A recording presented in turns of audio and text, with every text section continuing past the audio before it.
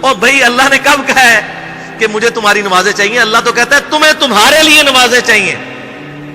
اور نماز کو اتنا کیجول بنا لیا انہوں نے. صحیح مسلم کے اندر حدیث ہے، آپ صلی اللہ علیہ وآلہ وسلم نے فرمایا بندے کے کفر اور اسلام کے درمیان فرق ہی نماز ہے.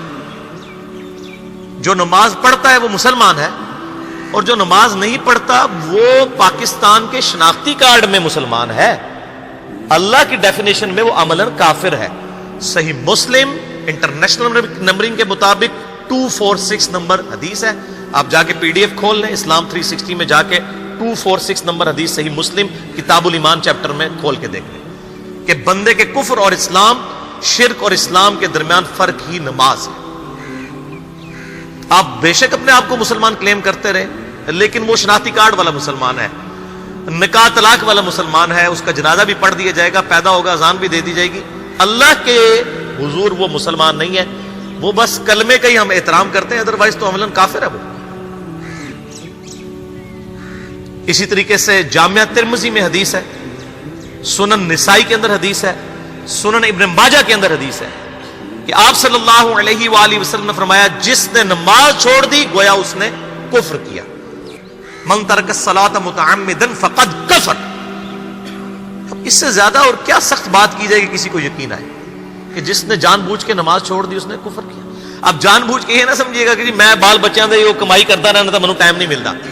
جان بوجھ کی ڈیفینیشن بھی نبی علیہ السلام نے بخاری اور مسلم میں موجود ہے کہ اگر کوئی شخص بے ہوش ہو جاتا ہے یا سویا رہ جاتا ہے، یہ دو آپشنز ہیں، یا تیسرا آپشن ہے وہ بھول جاتا ہے، تو جیسے یاد آئے اسی وقت وہ والی نماز پڑھ لے.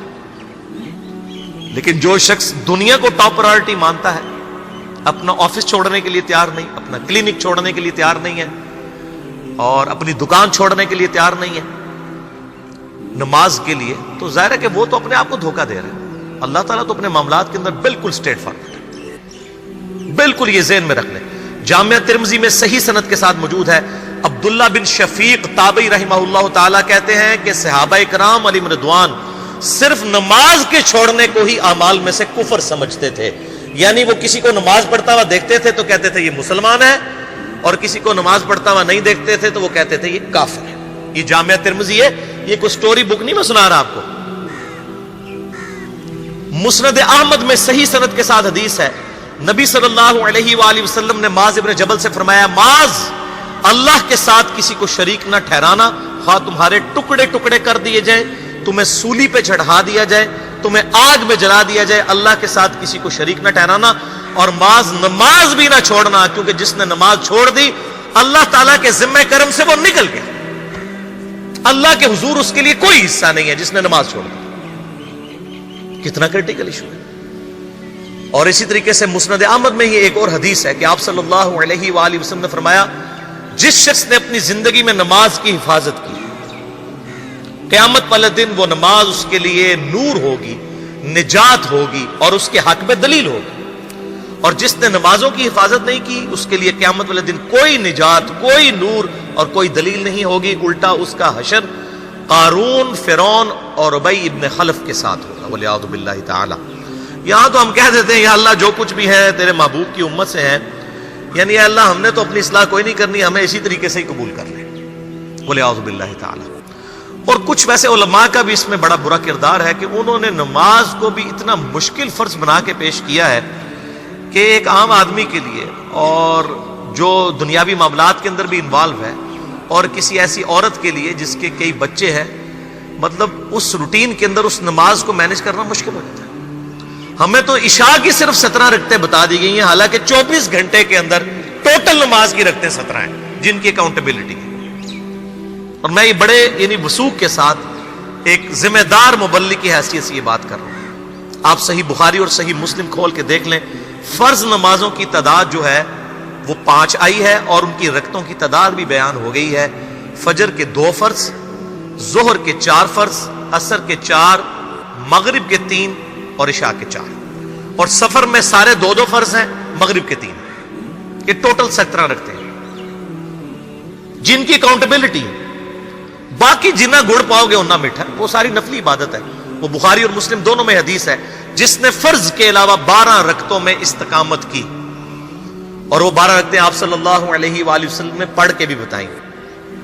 اور امہات المومنین میں سے سیدہ عائشہ نے، سیدہ ام سلمہ نے، سیدہ ام حبیبہ رضی اللہ عنہن نے روایت بھی کی کہ 2 فجر سے پہلے، 4 ظہر سے پہلے، 2 ظہر کے بعد، 2 مغرب کے بعد، 2 عشاء کے بعد. یہ 12 سنت مؤکدہ، جس نے یہ پڑھی اسے جنت میں محل ملے گا. اگر کوئی نہیں پڑھتا تو گناہگاری والا معاملہ کوئی نہیں ہے. اسی طریقے سے اس کے علاوہ ایک اور وطر کی نماز ہے جو سنت مؤکدہ ہے. وہ سیدنا مولا علی رضی اللہ تعالیٰ عنہ علیہ السلام کا قول ہے کہ وطر سنت ہے، سنت ہے، سنت ہے، مگر اسے مت چھوڑو. ہے سنت ہے لیکن تاکیدی ہے. آپ صلی اللہ علیہ وآلہ وسلم نے سفر میں بھی وطر اور فجر کی 2 سنتیں پڑھی ہیں، لیکن یہ صرف افضلیت کے اعتبار سے تاکیدی ہیں، ان کی کاؤنٹیبلٹی کوئی نہیں ہے. البتہ یہ ضرور ہے، سنن ابی داؤد میں ایک حدیث ہے کہ جس کی قیامت والے دن فرضوں میں کوتاہی نکل آئے گی تو اللہ تعالیٰ فرمائے گا میرے بندوں کی جو نفلی اور سنت عبادت ہے اس کو تول لو اور فرضوں کے ایکویلنٹ قبول کر لو. تو آپ اگر یعنی سنتیں پڑھیں گے تو اس کے ایکویلنٹ نفلوں کی کوتاہی پوری ہو جائے گی، ادروائز اکاؤنٹیبلٹی اس کی کوئی نہیں ہے. یہ ذہن میں رکھیے گا. صحیح بخاری اور مسلم دونوں میں حدیث موجود ہے. ایک صحابی آئے، انہوں نے کہا یا رسول اللہ صلی اللہ علیہ وآلہ وسلم میں جنت میں جانا چاہتا ہوں، مجھے کوئی شارٹ کٹ بتا دیں. آپ صلی اللہ علیہ وآلہ وسلم نے فرمایا اسلام لانے کے بعد نماز، فرض نماز کو قائم رکھ. پھر فرمایا فرض زکوٰۃ ادا کر، فرض روزے دے، روزے جو ہیں وہ ان کو ادا کر اور روزے رکھ. حج اس وقت فرض نہیں ہوا تھا، وہ زندگی میں ایک بار ہے. تو اس نے کہا یا رسول اللہ صلی اللہ علیہ وآلہ وسلم جتنا آپ نے مجھے بتایا نہ میں اس میں ایڈ کروں گا نہ اس میں سے کوئی چیز مائنس کروں گا. اور یہ کہہ کے وہ چلا گیا. آپ صلی اللہ علیہ وآلہ وسلم نے فرمایا اگر کسی نے کسی جنتی شخص کو دیکھنا ہے تو اس کو دیکھ لو جو یہ کہہ کے گیا کہ میں فرض نماز سے زیادہ کوئی نماز نہیں پڑھوں گا، صرف فرض روزہ ہی رکھوں گا، فرض زکوٰۃ ہی دوں گا. اب روزہ اور زکوٰۃ میں تو ہمارے علماء کو اور عام پبلک کو بھی جو دیندار لوگ ہیں ان کو ہضم ہوتی ہے کہ کوئی شخص یہ نہیں کہتا کہ بھئی پیر اور جمعرات کا روزہ. صحیح مسلم میں حدیث ہے کہ آپ صلی اللہ علیہ وآلہ وسلم کے نفلی روزوں کی یہ روٹین تھی. کوئی آپ کو یہ نہیں کہے گا کہ جس نے جمعرات اور پیر کا روزہ نہ رکھا اس کے رمضان کے روزے ہی قبول نہیں ہوں گے. کوئی کہتا ہے؟ کیونکہ ان کو پتہ وہ نفلی ہے. اسی طریقے سے زکوٰۃ تو صرف 2.5% ہے نا، باقی تو نفلی صدقات ہیں جتنے مرضی دیں. کوئی شخص نہیں کہتا کہ نفلی صدقہ نہ دیا تو آپ کی زکوٰۃ بھی قبول نہیں ہوگی. الٹا یہ کہتے ہیں وہ بس جی زکوٰۃ دے لو تو باقی سارا مال پاک ہے. لیکن جب فرض نماز کی باری آتی ہے تو اس وقت وہ 12 رکھتے ہیں بھی سنت موقع بیچ میں گھسیٹ دیتے ہیں.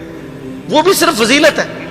ٹوٹل 17 رکھتے ہیں، 2 فجر کی، 4 ظہر، 4 عصر، 3 مغرب، 4 عشاء. یہ میں کو اپنے لیے گراؤنڈ نہیں بنا رہا، میں تو الحمدللہ اس کے علاوہ بھی نفلی عبادت کرتا ہوں. لیکن میں بتا رہا ہوں خدا کے لیے لوگوں کو دین ایسا مشکل نہ پیش کریں کہ جو نبی علیہ السلام نے امت کو وہ دین نہیں دیا ہوا. اپنی مرضی سے انجیکٹ نہ کریں دین، لوگوں کے لیے مشکلات نہ کھڑی کریں، ان کو فرض نماز تک رکھیں. پھر انشاءاللہ کئی لوگوں کو میں نے اس نے نماز شروع کروائی، انہوں نے سنت نماز بھی، نوافل بھی شروع کر دی ہیں. لیکن آپ کم از کم وہ ڈیٹم لیول تو اچیو کروائیں لوگوں کا. لیکن فرض نماز کی باری آتی ہے کہتے ہیں جی سنتے بھی حصہ ہے. کہاں سے میرے بھائیوں حصہ ہے؟ وہ 17 رکھتے ہیں، سنتیں پڑھیں گے ثواب ہے، نہیں پڑھتے گناہ کوئی نہیں ہے. تو کم از کم فرض تو ادا کریں. اس کے لیے آپ کو ٹوٹل 24 گھنٹے میں میرا خیال ہے 40 منٹ بھی نہیں چاہیے فرض پڑھنے کے. تو اس کے اوپر تو استقامت کم از کم ہم اختیار کریں. اور چھوٹی چھوٹی جو نٹی گٹیز ہیں ان کو تو ہم نے اتنا فالو کیا ہوا ہے، اور فرض نماز کے بارے میں ہم اتنے کیجول ہو جاتے ہیں. تو یہ فرض نماز کی امپورٹنس اس حوالے سے ضروری تھی، اس لیے میں نے ساتھ ہی بیان کر دی.